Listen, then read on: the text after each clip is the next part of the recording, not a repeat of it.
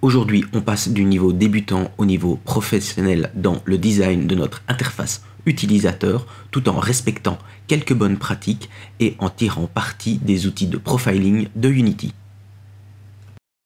Bonjour à tous, c'est Arnaud. Développer une superbe interface utilisateur pour votre jeu, c'est bien.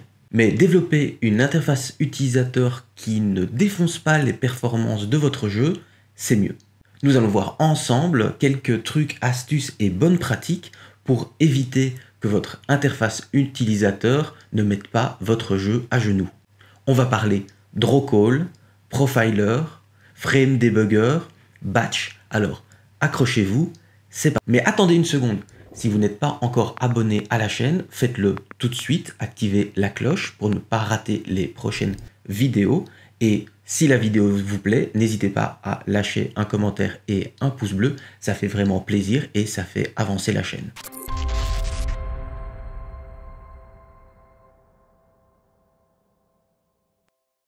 Pour illustrer comment une interface utilisateur peut impacter négativement votre jeu si elle était mal designée, prenons cette simple scène d'achat que l'on retrouve dans quasiment tous les jeux modernes.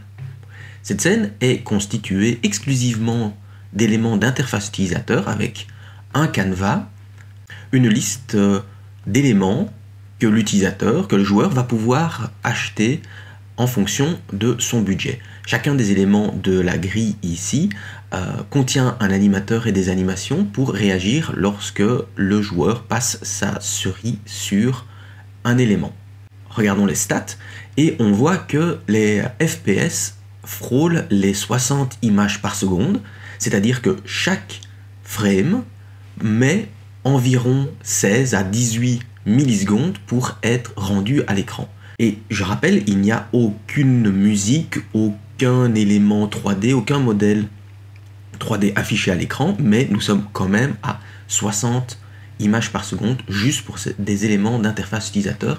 C'est problématique et on va voir pourquoi et on va surtout voir comment résoudre ces problèmes.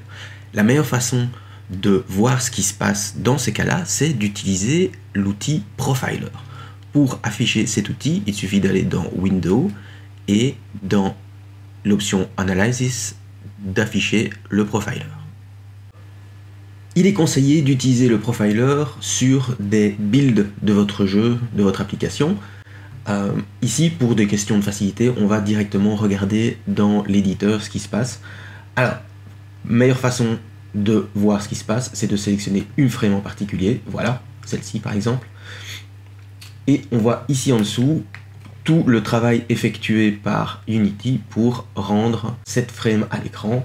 Voilà, il lui faut 15,7 millisecondes pour rendre tout ça. Une partie vraiment intéressante ici, c'est ce qui concerne l'animator. Alors, chaque élément que l'utilisateur peut acheter contient un animateur. Là, sur cette frame en particulier, on ne fait rien. La souris n'est pas sur un élément, mais pourtant, on voit que l'animator travaille. On a ici un animator update. Et si on sélectionne tout ce qui concerne l'animator, on va avoir d'ici à là, c'est-à-dire plus de 3 millisecondes du rendu qui est consacré à des animators qui, in fine, ne font rien pour le moment. Donc 2,3 millisecondes sur les 16, ça fait plus d'un huitième du rendu qui est consacré à l'animator qui ne fait pas grand-chose. En partant du principe que les animators placés sur chacun des objets du magasin ont un impact négatif sur notre framerate, désactivons-le dans la préfab instanciée sur cette scène. Et regardons ces FPS. Alors, directement en désactivant l'animator, on a un énorme boost. On passe de 60 FPS à 260 FPS. Mais bon, du coup, on n'a plus d'animation sur nos éléments ici sur la scène. Faut-il pour cela se passer de toute animation parce que l'animator a un impact négatif sur notre framerate? Eh bien non. Au lieu d'utiliser l'animator, il suffit d'utiliser un outil de tuning comme DoTween. Nous allons donc remplacer l'ancienne préfab qui utilisait un animator par simplement un script qui fera appel à DoTween ou à votre outil de tween préféré pour gérer l'animation. Mais maintenant, regardons ce qui se passe si je commence à faire défiler les éléments de la liste.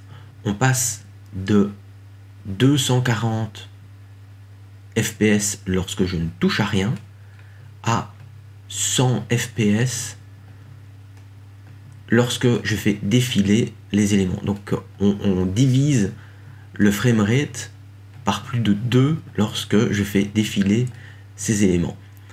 Alors pourquoi? Regardons un petit peu ce qui se passe, mais cette fois-ci dans la vue de la scène. Si je décide d'afficher les wireframes des éléments sur la scène, regardez ce que j'ai. Dans notre liste, dans notre grille, on a 300 éléments pour un élément pour chacune des armes que l'utilisateur peut acheter dans le magasin. C'est juste gigantesque. C'est pas parce qu'un élément n'est pas rendu à l'écran que celui-ci et que sa position n'est pas calculée par le moteur.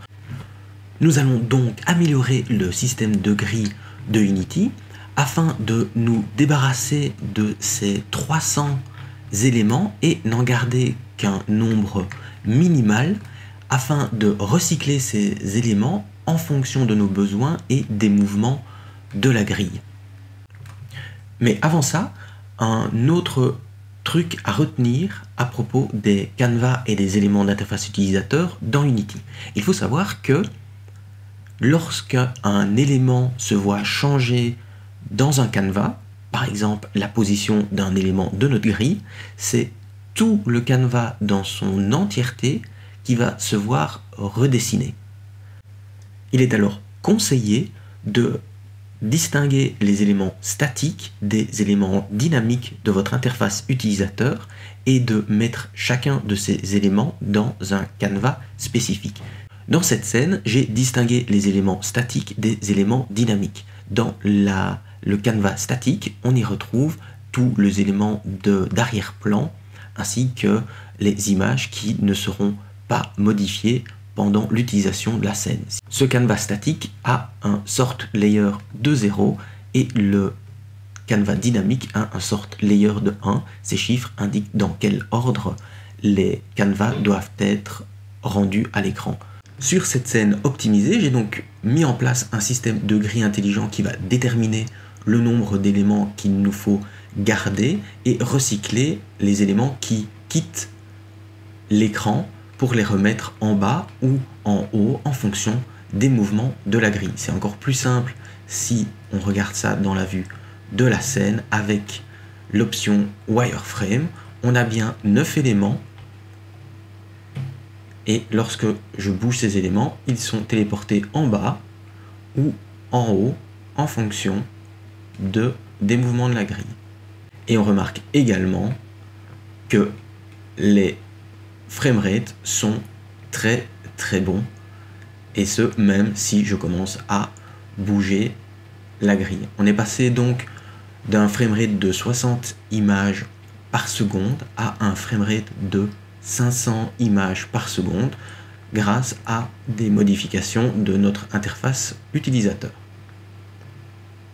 Vous avez envie de récupérer le code qui m'a permis de créer cette grille intelligente et dynamique? Eh bien, rejoignez-nous sur Discord, le lien est en description. Alors, notre scène est maintenant très bien optimisée, mais nous allons aller encore plus loin en nous intéressant maintenant au batch et au draw call. Si vous vous rappelez, au début de cette vidéo, le nombre de batchs sur cette scène était d'environ 180. Grâce aux modifications que nous avons apportées à notre interface utilisateur, le nombre de batchs est maintenant de 35. Mais qu'est-ce qu'un batch et qu'est-ce qu'un draw call? Pour faire simple, un draw call, c'est votre CPU qui demande à la carte graphique de dessiner quelque chose. Et moins vous avez de draw call, mieux c'est. Afin de réduire le nombre de draw call, il est possible de combiner plusieurs objets ensemble pour former ce qu'on appelle un batch qui sera dessiné en une fois par un draw call. Pour combiner des éléments d'interface utilisateur dans un même draw call, il faut que ces éléments soient dans le même canevas ou le même sous-canevas. Elles doivent utiliser la même texture et le même matériau. Un outil extrêmement pratique pour optimiser vos draw calls et votre batch, c'est le Frame Debugger. Dans la fenêtre Windows et Analysis, il est possible d'ouvrir le Frame Debugger et cet outil va prendre un snapshot de votre écran et mettre en évidence chacun des draw calls et montrer quel élément sera dessiné dans chacun des draw calls, ce qui va être extrêmement pratique pour tenter de regrouper des éléments ensemble dans un même batch et ainsi diminuer le nombre de draw calls. Regardons tout de suite les différents draw calls pour notre scène. La première chose qui sera rendue à l'écran, c'est le background, les différents éléments du background et ensuite les éléments de la liste. Et on remarque tout de suite qu'il est possible de rassembler certaines images, par exemple ici des icônes pour le magasin, afin de réduire le nombre de draw calls. À l'intérieur de notre préfab, on remarque vite qu'il est possible de combiner plusieurs éléments en un seul, c'est-à-dire tout ce qui n'est pas dynamique. Enlevons ces éléments-ci et ce qui reste, on pourrait très bien utiliser votre outil de création graphique préféré pour n'en faire qu'un seul élément de background et modifier notre préfab. L'aperçu final est quasiment identique, mais on remarque que notre préfab est maintenant beaucoup plus simple et il n'y a qu'une seule image qui représente le background de notre item.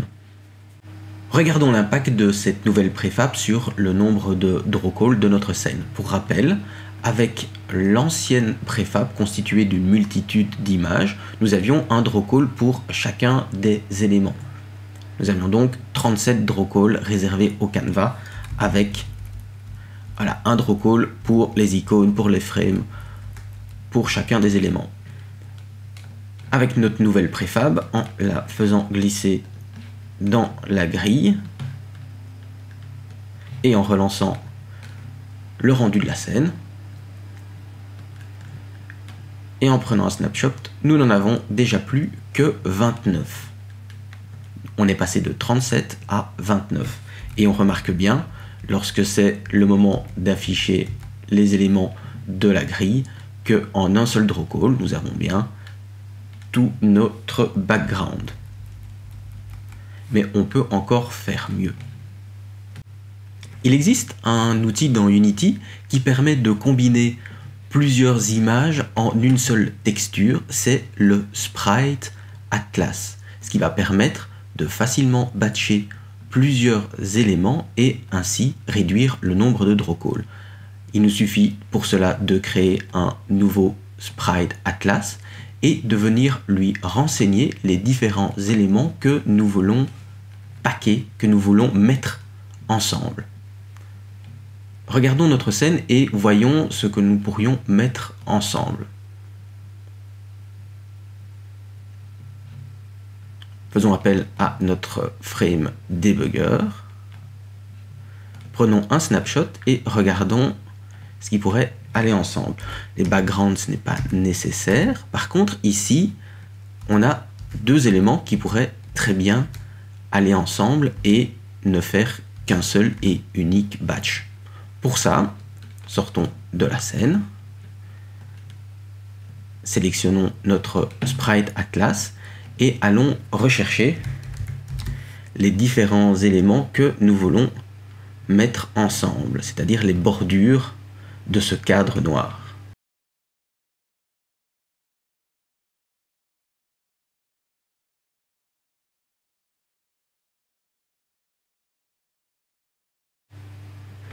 Une fois ces éléments combinés ensemble au sein d'un Sprite Atlas, regardons l'impact que ça aura sur notre scène et sur le nombre de draw calls.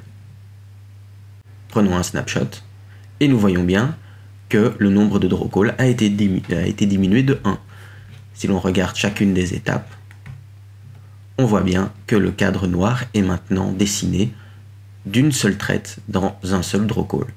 Le dernier petit truc pour aujourd'hui concerne les masques pour les éléments d'interface utilisateur. On retrouve des masques, par exemple, dans les éléments de Grid Layout Group, quand vous avez finalement un outil qui va permettre de masquer une partie de votre interface utilisateur. Ici, on a une image et un component masque.